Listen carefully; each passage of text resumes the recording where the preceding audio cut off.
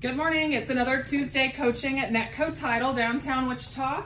And this week's topic is converting more buyer leads. And no. Okay, David. You gotta put the little, yeah, there you go. Nobody said I was teaching how to set up a computer. It should work now. Hey, there we go. All right, so this week's overview is tips to getting the appointment. So setting a date to meet the people and whether or not you want them to be pre-qualified before you meet it or whether I feel like it's mandatory. Meet the Fockers. So you're meeting them for the first time and what to do when you're meeting them. And what we're gonna say as we're showing them a house and we're going on the tour with them. And then look at the big brain on you. You're basically gonna educate them as you're finished up with your first time that you meet them. So a little bit about me, for those of you that don't know me, I'm Lesley Hodge. I've been licensed 17 years in the Wichita area, and I am married to my husband, David. He's the one that's doing the video. And I have a 17-year-old son, Austin, and then I have two stepkids that are 21 and 23. I like traveling, cooking, listening to music. We work on remodeling houses, and I do enjoy the demo and seeing it finished. The middle stuff, not so much. And I like anything mid-century. A little bit about my business. I got my real estate license in 2002.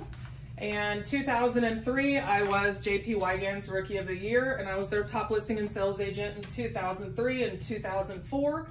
I was number 42 in the Midwest for Realty Executives in 2009. And the last couple of years, getting ready to be the third year, I have received an Icon Award with EXP, which is basically in the top percentage of our company.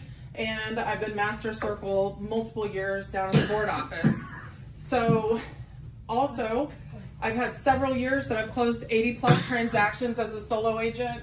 I've done repo deals, I've done residential, I've owned 30 plus rentals in 3 different states, and I've flipped 60 some houses at this point. Working on next one next week. So you've got somebody getting right off. They've messaged you on something that you've posted on Facebook. I found some statistics that I thought were really interesting. 78% of all sales go to the very first person that they talk to. So whether that be open house, online lead, they just want somebody that's responsive. They seem nice, you seem genuine. And responding within the first 5 minutes to an online lead increases your odds by 900 times that they're going to be the one that you work with. The second thing is you want to be knowledgeable when you're messaging them. So you have to know some of the basics, like if you're advertising a house and it's 0 down or rural development loan or something like that, you need to know some basics about what you're advertising and having the home's info handy, even on the fly, because whatever you posted, you might be doing something else in the middle of something else and they're messaging you questions. And so it's just easy to have it. Like I take a screenshot every day of what I've posted from MLS. So when they ask me a question about it, I can fire off a quick response to them. Number 3, I think this, other than being quick, is probably the most important one. So when people are messaging you, especially like an online lead, you have to ask them questions. So I've been telling our group now, and this has been the most successful thing that I've done with online leads. If you're posting an ad on your main, on a buy, sell, and trade page, or you're boosting it from your business page, and someone asks you a public question on that, how many bedrooms does it have? I used to really screw this up, and I used to put 2. But I answered really fast. I thought I was doing 100% the right thing to do. I have found, I had a mentor in California, Marguerite, that said, you're screwing it up. She says, all you need to do is say, I PM'd you. Then you send them a private message. This house has 2. How many bedrooms are you looking for? Ask the question. Start to get them engaging in the conversation, because this is where you close the deals right here. The other thing, as you're talking to them, find common ground. So how many kids do you have? How many bedrooms are you going to need? How old are your kids? Oh, I've got a 17-year-old too. Find the common ground so that they show up and they want to work with you. The next one, here we go with the credit score and the qualifications. I thought this was another interesting statistic. Only 24% of US adults have a credit score below 580. Lenders will start lending at 580. There's plenty of FHA loans out there. VA loans will go down even below this. So don't focus so much about their credit, in my opinion. Focus on getting them to sit down and meet with you. Because I know that David and I have met with people that didn't qualify at the time. We met with them, still build a relationship. Facebook friend requested them, and I wound up selling their sister a house because they referred me, because we had that face-to-face contact and I wasn't so hyper-focused on getting them pre-qualified. So a couple of things, and we're going to go through our buyer packet because it has a perfect transition into asking them about their finances. But the reasons that I want to meet them is, one, I just want to build the rapport for future business with them, even if they don't qualify. I want to build the rapport for future referrals. But also, I want to send them to the lenders that I know do a good job. I don't want to tell them, oh, just I need a pre-qualification before I'll show you a house, and then they go on Quicken or they go to Bank of America or someplace like that, and they're miserable to work with. So I tell people, I try to get an idea of what their credit is, what program I know of that's going to work the best, and I try to promote those local lenders. I also tell them, these lenders survive on our business. They're happy, getting our referrals from us, and they want to make sure that they provide a solid service for our buyers and for us, so that we continue to reciprocate that business with them. So you also need to kind of have an idea of what the qualifications are for VA and FHA as you're showing houses. But I tell our buyers, we need to get you qualified, because it's not necessarily what you qualify for. Sometimes the house has to qualify for what you qualify for. So our rule of thumb is the next one. We give one freebie. So we will show them one house. We try to hook them up with a lender. I've even had where they've had a bunch of lending questions while we're there in the house. I will call a lender and I will put them on speakerphone, and I will do that introduction right there. Hey, I'm showing houses to John and Susie, and they have some questions about this, this, and this. And I just do the introduction straight up like that. Or I will even do this. I've done it on like a Facebook message where I'll put the lender on. I put them on if they're asking me a ton of financing questions once we've gotten into building that rapport on private message when they've been asking me about houses. I think this one's super important. You can't sell the dream looking like a nightmare. So your ride matters. And I'm not saying that it has to be a Rolls Royce riding around town. Have it be clean, just the outside of it. Hopefully they never look at the inside of ours. Your grooming matters, your attire matters, your attitude matters. All of that stuff is so super important because people judge. I mean, it's their first impression if they're meeting you from online. And not even, I should have added one more sub point. What you're doing on Facebook matters. What your reviews look like and your sales look like on Zillow. All of that matters. They're stalking us before they ever meet us. I mean, point blank. I've had people flat out admit it. So once we get to the house, we turn on the lights. David and I have a little bit of an unfair advantage because there's two of us there. So you and your husband have that. It's like he flips on lights. I start walking around the house with him, and he's usually ahead of us. But we're just super real. And when we meet people face to face, when we get out of the car, we're shaking hands, we're introducing ourselves. It's so nice to finally meet you after we've had all these conversations. Just so you know, this isn't our listing. We explain the difference at the front door. It's like, we're gonna show you this house. The person's name on the sign, they've been hired by the seller to get the most amount of money for the seller. We're working for you. We're not salespeople, we're advisors. So when we go through the house, we're super real. We point out the stuff that we like and that are upgrades. We point out the stuff that are negatives. And we tell people, we're gonna tell you this. If you still like all the negatives about it, we're still selling it. I mean, it's no big deal. You're the boss, you make the decisions on this. But we want to be upfront with you that we're looking at a house on Edgemore. When you go to sell this, it's a very busy street, and this will be one of the obstacles that we have to overcome when we go to relist your house. Because we just sold one on Edgemore, and that was a lot of the feedback. And she told me, you told me this would be an issue when we looked at it. So that way it wasn't some surprise, and they're not mad at you that you didn't tell them now when you're back to list their house. So again, we're asking more questions. You're finding out what their needs are, what their wants are, school districts, different things like that as you're still in the house. I think this one's big. We watch their body language. If you can tell typically from how somebody's reacting to the house whether or not they're interested in the house. We've walked through some that it's like, do you even want to look at the basement? No. Cool. We've walked through others, they hate everything about the house, and then we're like, do you want to look at the basement? Yeah, we still want to look at the basement. I don't get it, but we ask. Or you drive up and they're like, no, forget it, let's go. Exactly. We've had a couple of those too. Yeah.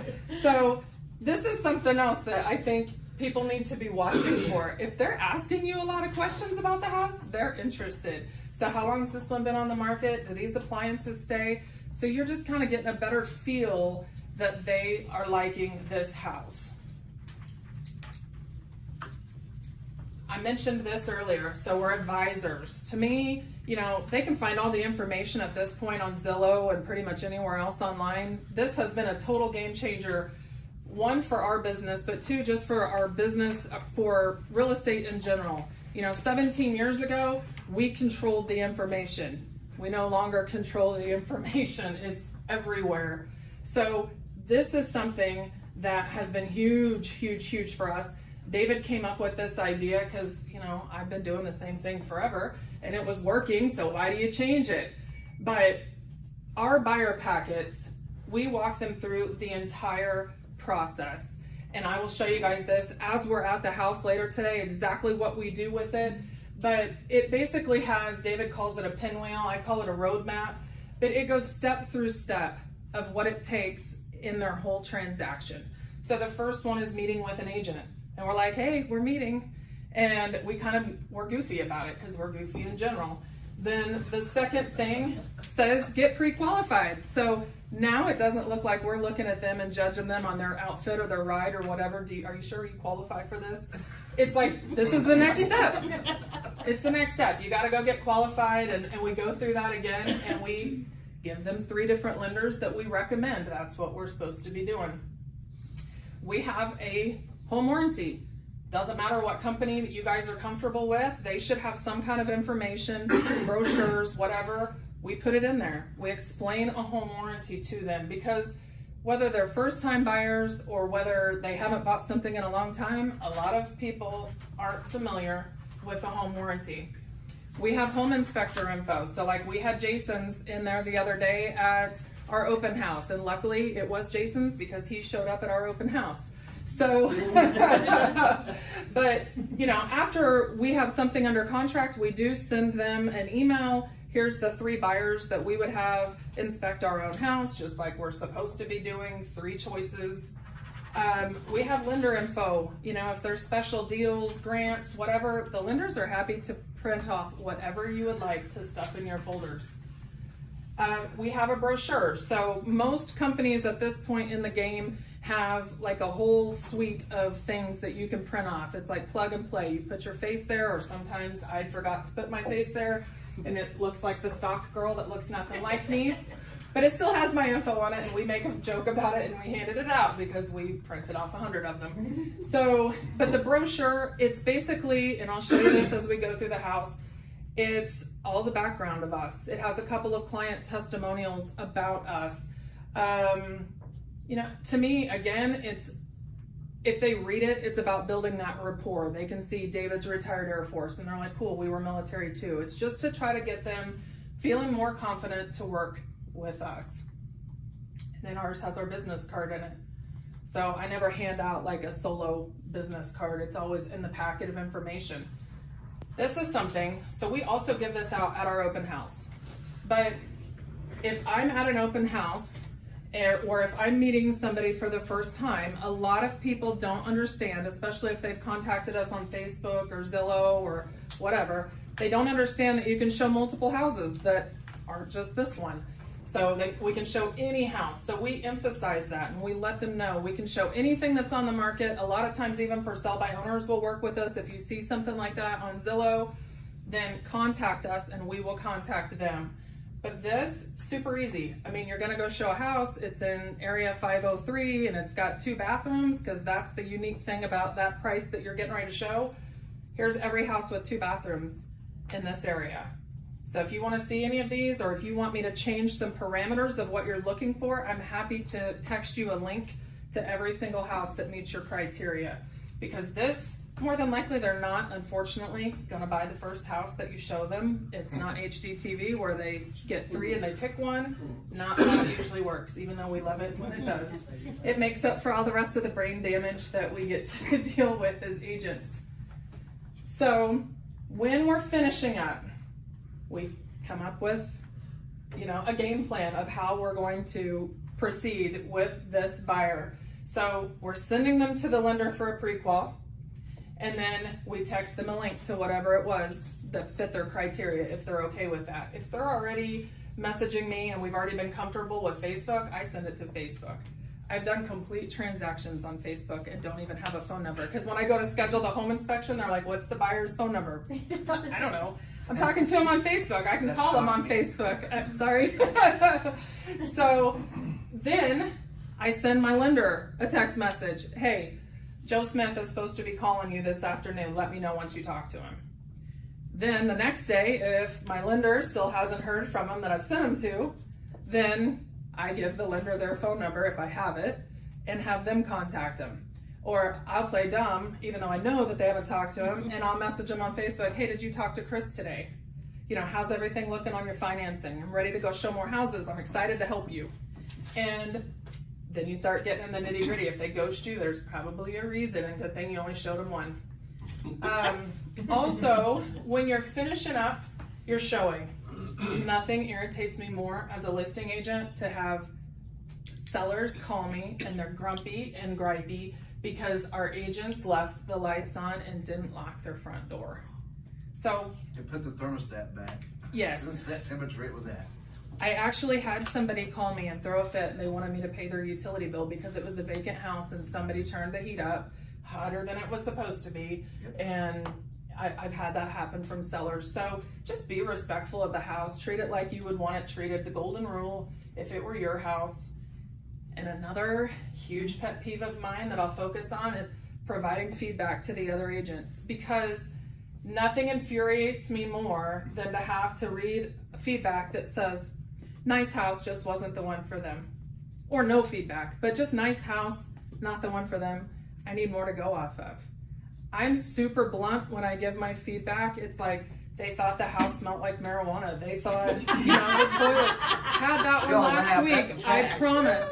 And, I'm like, the house is really dirty. It needs cleaned up, and I'm just blunt, because if they would, A, fix it, the next time I go show that house, it might be a winner. We might be able to sell it. But I did look, funny story, yesterday, I'm on MLS, 2 of the houses that we showed last week, each had dropped the price after I told them it was overpriced and all these other things I thought needed to be addressed in order to even try to get the price that they were asking for. So this does all of our community a service, because 1, it's helping the listing agent, but 2, now it's a lower price, so it actually might be something that we can sell to our buyers. So that's kind of the highlight of things in a nutshell. We did pass out some handouts about just some casual conversation, like for online leads, because I know that like 50% of our buyers are coming from online at this point. And so it's just some casual questions to be asking to probe them for some more information. So we're gonna wrap up today's coaching, and we're gonna do some mastermind, and then we're gonna head out with Jason Hancock with Pillar to Post, and he's gonna do a quick walkthrough on a house with us so that we know what to be looking for as we're showing houses to our clients. And also, we know what to be looking for as we're gonna be listing houses, and we can be pointing those things out before they become issues within our contract. So thanks for tuning in today, and we'll see you next week.